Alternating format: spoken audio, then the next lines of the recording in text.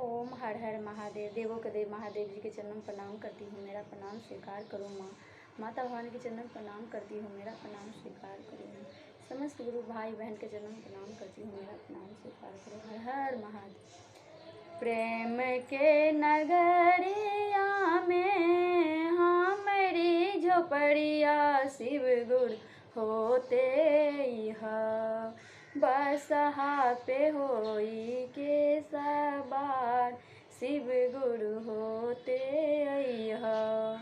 प्रेम के नगरिया में हमारी झोपड़िया शिव गुरु होते यहाँ, बसहा पे होई के सवार शिव गुरु होते यहाँ।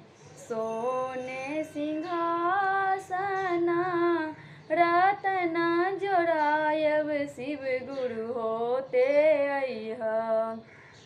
सोने सिंहासन रतन जुड़ायब शिव गुरु होते यहाँ।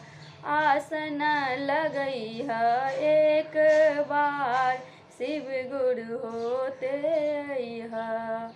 प्रेम के नगरिया में हमारी झोपड़िया शिव गुरु होते यहाँ, बसहा पे होई के सवार शिव गुरु होते यहाँ। सोने सुरारी में गंगा जल पानी शिव गुरु होते यहाँ। चरण पखारब एक बार शिव गुरु होते यहाँ।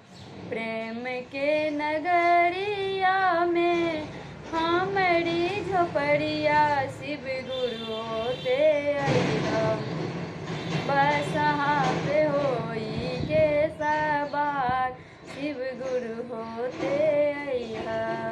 सोने के थाली में कर्पूर बाती शिव गुरु होते यहाँ।